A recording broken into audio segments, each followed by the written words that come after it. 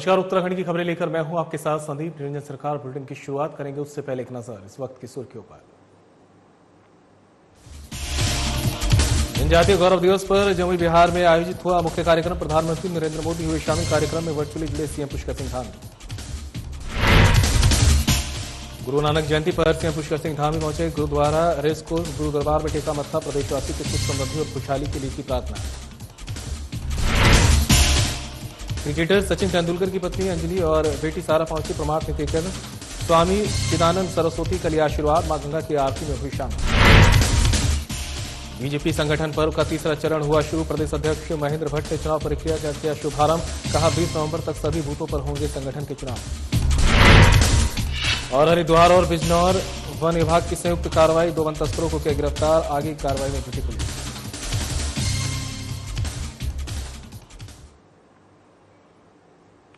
चलिए बड़ी खबर से बुलेटिन की शुरुआत करेंगे। जनजातीय गौरव सम्मेलन पर पीएम मोदी ने प्रतिभाग किया है। जनजातीय गौरव दिवस पर पीएम मोदी नरेंद्र मोदी की उपस्थिति में जमुई बिहार में मुख्य कार्यक्रम हुआ आयोजित। मुख्य सेवक सदन में सीएम धामी वर्चुअली रूप से भी शामिल। सीएम धामी ने पीएम जनधन योजना के लाभार्थियों को प्रमाण पत्र किए वितरित। प्रधानमंत्री आवास योजना, किसान सम्मान निधि और आयुष्मान कार्ड के लाभार्थियों को भी दिए प्रमाण पत्र। उधम सिंह नगर के कुल्हा और कोटद्वार के लक्ष्मपुर में पीएम जनधन योजना के तहत 2 हॉस्टल बिल्डिंग का भी किया शिलान्यास।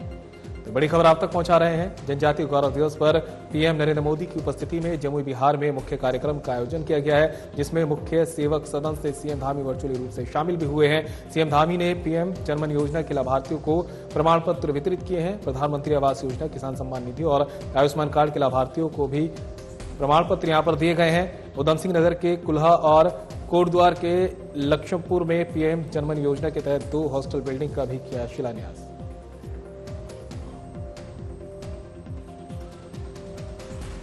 बड़ी खबर आप तक पहुंचा रहे हैं, जहां पर जनजातीय गौरव दिवस के मौके पर पीएम नरेंद्र मोदी जमुई बिहार पहुंचे और मुख्य कार्यक्रम जो आयोजित किया गया था उसमें शामिल हुए हैं। और इसी दौरान मुख्य सेवक सदन से सीएम धामी भी वर्चुअली रूप से कार्यक्रम में शामिल हुए। इस दौरान सीएम पुष्कर सिंह धामी ने पीएम जनधन योजना के लाभार्थियों को प्रमाण पत्र वितरित किए हैं।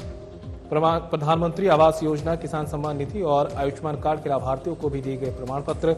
उधम सिंह नगर के कुल्हा और कोटद्वार के लक्ष्मपुर में पीएम जनधन योजना के तहत 2 हॉस्टल और बिल्डिंग का भी किया शिलान्यास। तो तस्वीरें आप देख रहे हैं। जनजातीय गौरव दिवस पर कार्यक्रम जगह जगह आयोजित हुए हैं, जहां पर पीएम नरेंद्र मोदी जमुई बिहार पहुंचे और मुख्य कार्यक्रम में शामिल हुए हैं। इस दौरान मुख्य सेवक सदन से सीएम धामी भी वर्चुअली शामिल हुए। श्री गुरु सिंह सभा में गुरु नानक देव का 555वां जन्मदिवस प्रकाश पर्व के रूप में धूमधाम के साथ मनाया गया। इस मौके पर अखंड पाठ का आयोजन किया गया है। सुबह से ही कीर्तन दरबार और पाठ का आयोजन किया गया। वहीं सभी धर्म के लोगों ने अटूट लंगर में प्रसाद ग्रहण किया। इस दौरान गुरुद्वारा को भव्य रूप से सजाया गया। इस मौके पर श्री गुरु सिंह सभा के अध्यक्ष एमपीएस खुराना ने बताया कि पूरे विश्व में गुरु नानक देव का 555वां जन्मदिन धूमधाम के साथ मनाया जा रहा है। सुबह से ही गुरुद्वारे में विभिन्न कार्यक्रम आयोजित किए गए हैं। दूर दूर से आकर लोगों ने लंगर में प्रसाद ग्रहण किया। से पूरे विश्व के सभी बंधुओं को, अपने भाइयों को, अपने बंधुओं को आज के शुभ अवसर पर बहुत बधाई देना चाहता हूँ, मुबारक देना चाहता हूँ। आज के दिन जैसे कि आपको पता ही है कि श्री गुरु नानक देव जी का इस विश्व में प्रकाश हुआ था। और देहरादून से इस बीच बड़ी खबर सामने आ रही है। आपको बता दें, गुरु नानक जयंती पर सीएम धामी गुरुद्वारा पहुंचे हैं। बड़ी खबर आप तक पहुंचा रहे हैं, जहां पर गुरुद्वारा रेस कोर्स पहुंचे हैं सीएम पुष्कर सिंह धामी। सीएम धामी ने गुरु दरबार में मत्था टेका। प्रदेशवासियों की सुख समृद्धि और खुशहाली की प्रार्थना की है। गुरु नानक देव ने हमें सच्चाई, न्याय और मानवता की राह पर चलने की प्रेरणा दी है, कहना है सीएम धामी का। उनसे हमें समाज में भाईचारा, सद्भाव और एकता को बढ़ावा देने की प्रेरणा मिलती है। गुरु नानक देव के संदेशों और आत्मसात कर मानव कल्याण तथा देश प्रदेश की उन्नति में भागीदारी निभाने का लेना होगा संकल्प।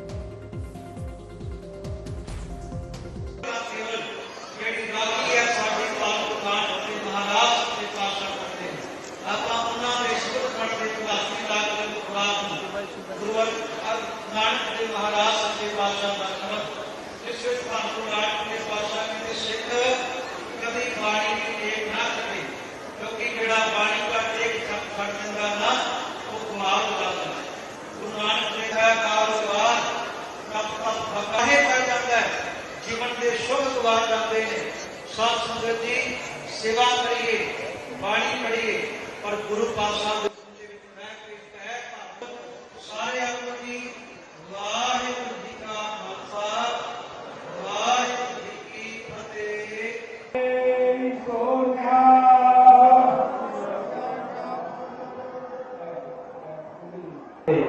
पहले गए सीखे और आपके आदेश आपके आदेश के अनुसार 5 महीनों की वार्षिक बंदी के बाद आज राजाजी टाइगर रिजर्व पर्यटकों के लिए खोल दिया गया है। बता दें कि इससे पहले 15 जून को मानसून के दौरान 5 महीने के लिए राजाजी टाइगर रिजर्व के गेट पर्यटकों के लिए बंद किए गए थे। हर साल मानसून के सीजन में राष्ट्रीय राजाजी पार्क पर्यटकों की आवाजाही के लिए बंद कर दिया जाता है।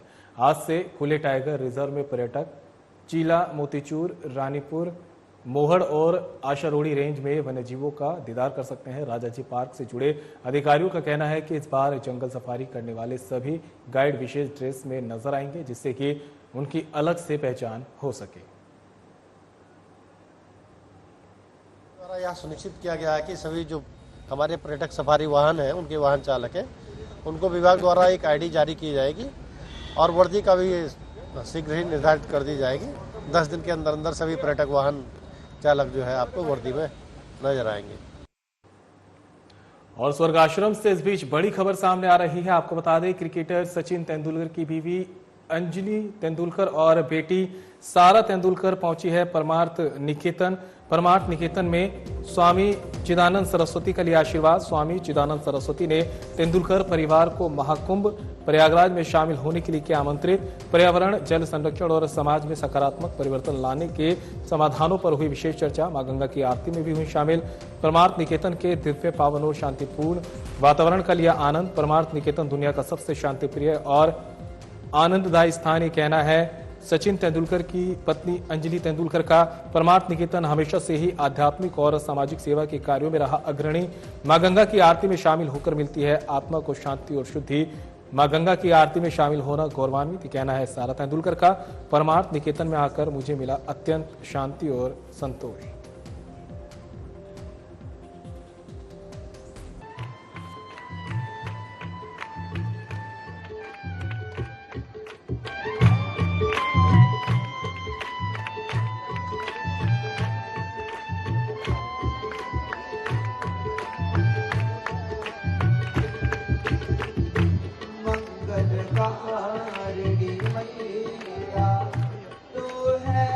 सुखदाता ओ मैया तू है सुखदाता तेरी।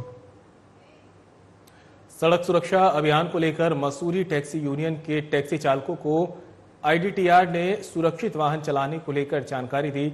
आईडीटीआर के मुख्य प्रबंधक और प्रशिक्षण द्वारा चालकों को सुरक्षित वाहन चलाने और गति पर नियंत्रण रखने के साथ ही सुरक्षित ओवरटेक करने की जानकारी दी। इस मौके पर आईडीटीआर मुख्य प्रबंधक हरीश राठौर ने बताया कि टैक्सी चालकों को बताया गया है कि वाहन चलाते हुए मोबाइल का प्रयोग ना करें, साथ ही शराब का सेवन और गति पर नियंत्रण रखें। जागरूकता से ही सड़क दुर्घटनाओं में कमी आ सकती है। वहीं मसूरी टैक्सी एसोसिएशन के सचिव सुंदर सिंह पवार ने बताया कि चालकों को वाहन सुरक्षित चलाने के लिए जागरूकता शिविर लगाया गया है। उन्होंने कहा कि इस प्रकार के आयोजन से जहां दुर्घटनाओं में कमी आएगी, वहीं चालक भी जागरूक होंगे। मसूरी टैक्सी एसोसिएशन के आग्रह पे और परिवहन विभाग उत्तराखंड एवं आईडीटीआर की सहयोग से ये कार्यक्रम का आयोजन किया गया है, जिसमें सभी चालकों को वाहन सुरक्षा से चलाएं इस संबंधित जानकारी दी जा रही है।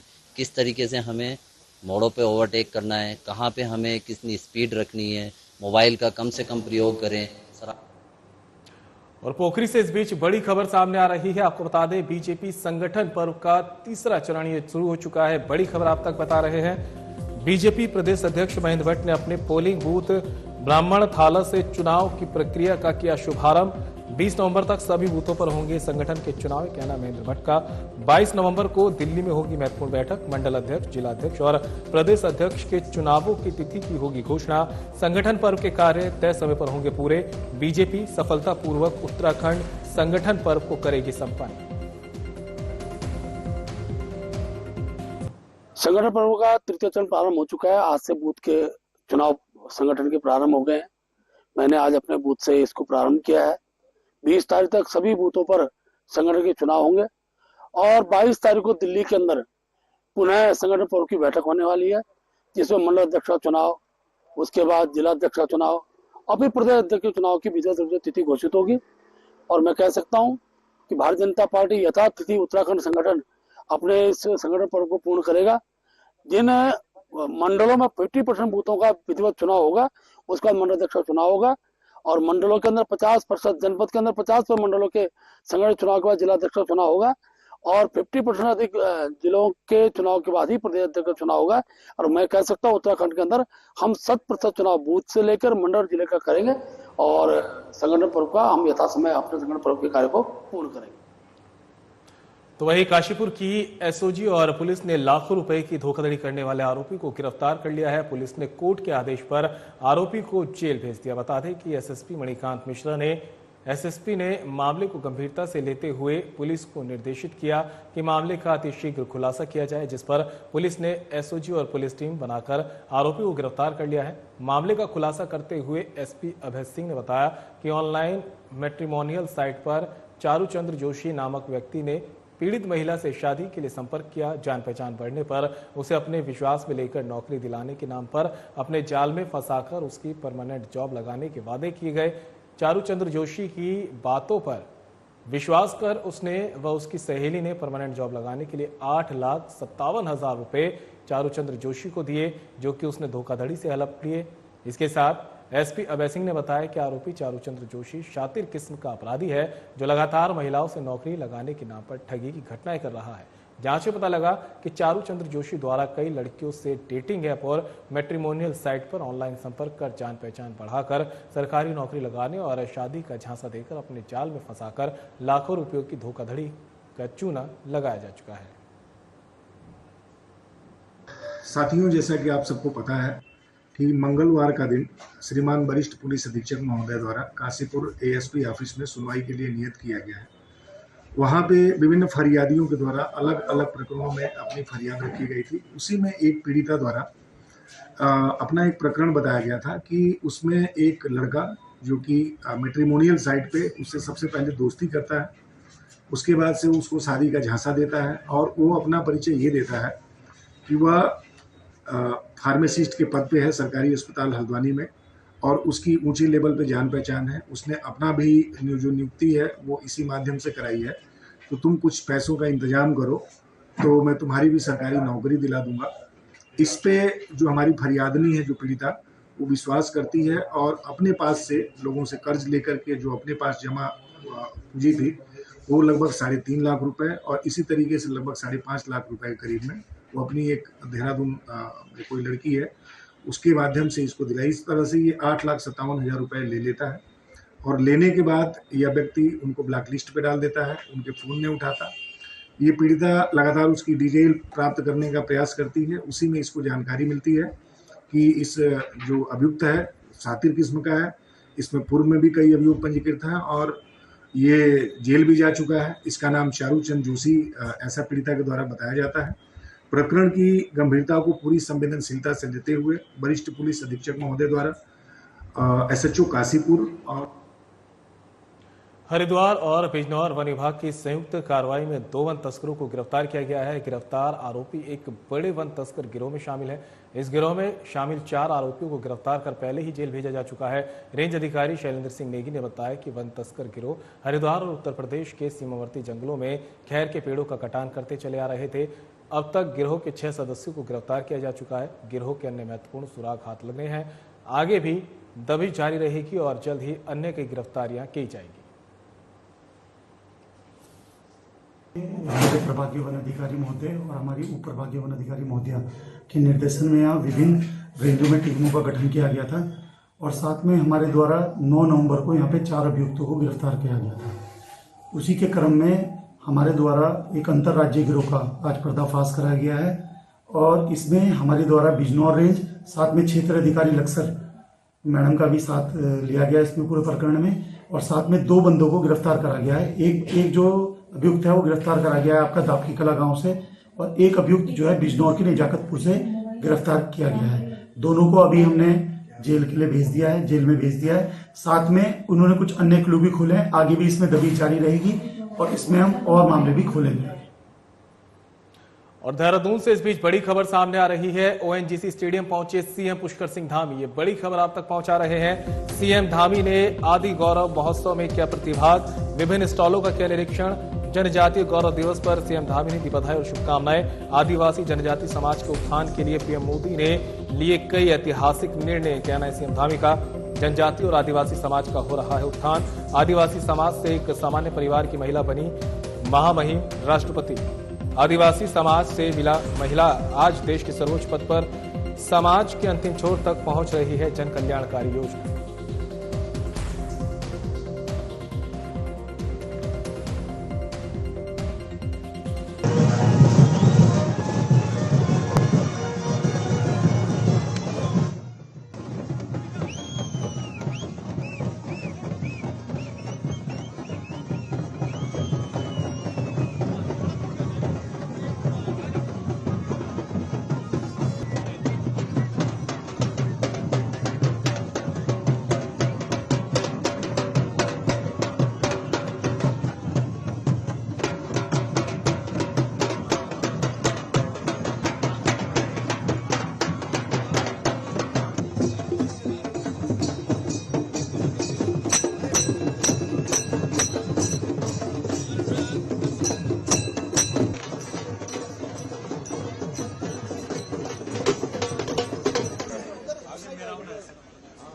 मुंडा के जन्मदिवस पर आयोजित होने वाले इस जनजातीय गौरव दिवस में मैं सभी को बधाई देता हूं, सबको शुभकामनाएं देता हूं कि ये दिवस माननीय प्रधानमंत्री श्री नरेंद्र मोदी जी ने पूरे देश के अंदर 2021 से इसको इस रूप में पूरे भारत के समक्ष लाया गया। इसके पीछे उद्देश्य था कि जितनी भी हमारी जनजातियां हैं, हमारे आदिवासी क्षेत्र के लोग हैं, जिनका समग्र विकास होना था, वो विकास और तेजी से हो। हर दृष्टि से हर क्षेत्र में जनजाति क्षेत्र के लोग, वहाँ के महिलाएं, नौजवान, उनका समग्र विकास होकर वह भी जो है मुख्य धारा में शामिल हो। इसलिए चाहे आवासीय एकलव्य विद्यालय देश के अंदर बनाने हो, चाहे उनके प्रशिक्षण करने हो, चाहे योजनाएं देनी हो, चाहे उस वर्ग से लोगों को आगे लाना हो। हमारे सामने उदाहरण है, हमारे देश की राष्ट्रपति आदरणीय द्रौपदी मुर्मू जी, हमारे प्रधानमंत्री जी की सोच है कि आदिवासी समाज से एक सामान्य परिवार में पैदा हुई महिला को आज देश के हम सर्वोच्च पद पर देख रहे हैं। तो निश्चित रूप से जनजातीय समाज का उत्थान हो रहा है, आदिवासी समाज का उत्थान हो रहा है। समाज के अंतिम छोर में रहने वाले लोगों तक विकास की योजनाएं पहुंच रही हैं। हमारी भी प्राथमिकता है कि राज्य सरकार भी हमारे प्रधानमंत्री आदरणीय मोदी जी के मार्गदर्शन में हमारे राज्य में रहने वाली पांचों जनजातीय समाज की जो हमारी जातियां हैं, उनके समग्र उत्थान के लिए, उनको आगे लाने के लिए हम पूरी तन्मयता से, पूरी प्राथमिकता से काम करेंगे और उन योजनाओं को जो उनके जीवन को बदलने में कामयाब हो, उनके जीवन के लिए जरूरी है, उन सब योजनाओं को क्रियान्वित करेंगे। देखिए, इस प्रकार के आयोजन एक बड़ा मंच, हमारे सभी एक जो प्रदर्शनी लगाने वाले हैं, उनको स्थानीय उत्पाद बनाने वाले हैं, जनजातीय समुदाय में बहुत स्किल्ड है, बहुत उनके अंदर कौशल है, परिश्रम है, अच्छे अच्छे उत्पाद बनाते हैं। उनको एक यहाँ पर बड़ा स्थान मिलता है, उनको अपनी प्रतिभाएं दिखाने का अवसर मिलता है, कलाकारों को भी अपनी प्रतिभा का प्रदर्शन करने का अवसर मिलता है, हमारे विद्यार्थियों को भी उनके व्यक्तित्व का विकास होता है, उनके अंदर आत्मबल पैदा होता है, आत्मविश्वास बढ़ता है, हर क्षेत्र में आगे आने का उनको एक अच्छा अवसर। इस बीच एक और बड़ी खबर सामने आ रही है। आपको बता दें, डीएम सविन बंसल ने की अहम बैठक, ये बड़ी खबर आप तक पहुंचा रहे हैं। डीएम सविन बंसल की अहम बैठक, ड्रेनेज सिस्टम, यातायात सुगमता और मूलभूत सुविधाओं को लेकर की समीक्षा बैठक। डीएम बंसल ने दिए अधिकारियों को कड़े निर्देश। आईएसबीटी में सड़क चौड़ीकरण और ड्रेनेज सिस्टम सुधारीकरण के लिए 1 सप्ताह में भूमि अधिग्रहण का प्रस्ताव करें तैयार। सड़क चौड़ीकरण और ड्रेनेज प्लांट में लेट लतीफी पर जताई नाराजगी। एनएच के अधिकारियों को गोलमोल जवाब देने पर डीएम ने लगाई कड़ी फटकार। जनमानस की शिकायतों और दुर्घटनाओं को हल्के में ना लें, 1 सप्ताह के भीतर मानकों के अनुसार करें प्रस्ताव। जनहित से जुड़े विषयों पर लेट लतीफी बर्दाश्त नहीं, डीएम एक्ट में होगी कार्रवाई। मानसून से पहले किसी भी दशा में आईएसबीटी और रिस्पना ड्रेनेज सिस्टम करने में सुधार करें। युद्ध स्तर पर दें प्रस्ताव। पब्लिक सुगमता के लिए कहीं से भी धन अर्जित करेंगे हम। जल भराव वालों स्थानों पर खोद कर बनाए कच्चा ड्रेनेज। ढुलमुल रवैया अपनाने वाले विभागों के कार्यों ब्यौरा प्रस्तुत। शहर में बनेंगे पिंक बूथ और पिंक शौचालय। महिला सुविधा के दृष्टिगत शहर में 5 स्थानों पर पिंक शौचालय स्थापित सहित कई विषयों पर पुलिस विभाग से मांगा प्रस्ताव।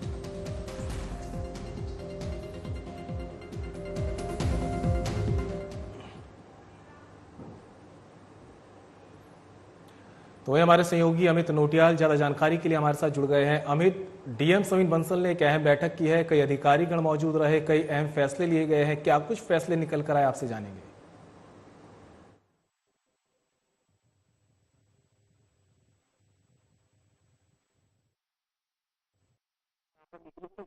तमाम प्रकार की यहाँ पर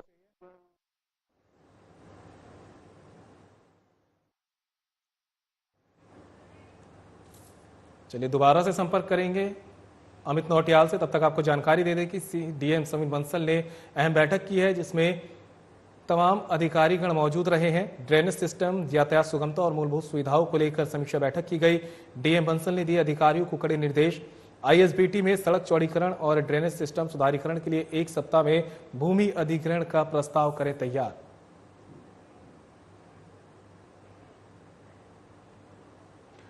अमित नौटियाल हमारे सहयोगी एक बार फिर से हमारे साथ जुड़ गए हैं। अमित, एक अहम बैठक यहां पर डीएम समीन बंसल ने ली है, क्या कुछ अहम फैसले लिए गए, क्योंकि तमाम अधिकारीगण भी मौजूद रहे हैं।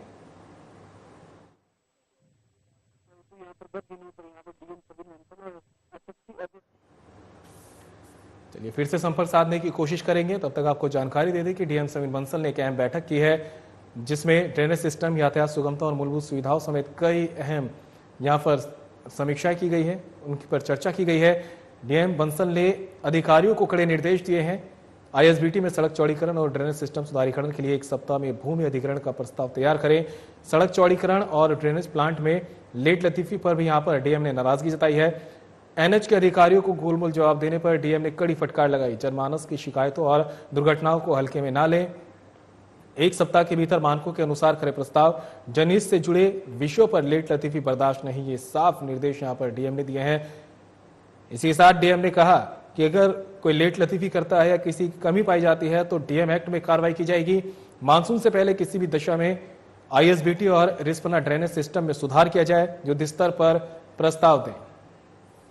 तो एक बार फिर हमारे सहयोगी अमित नौटियाल हमारे साथ जुड़ गए हैं। अमित, सवाल वही है कि डीएम समीन बंसल ने एक अहम बैठक की है, तमाम अधिकारी मौजूद रहे हैं, तमाम तरह की समीक्षाएं की गई है, साथ ही अधिकारियों को यहां पर डीएम ने निर्देश दिए हैं, क्या कुछ अपडेट?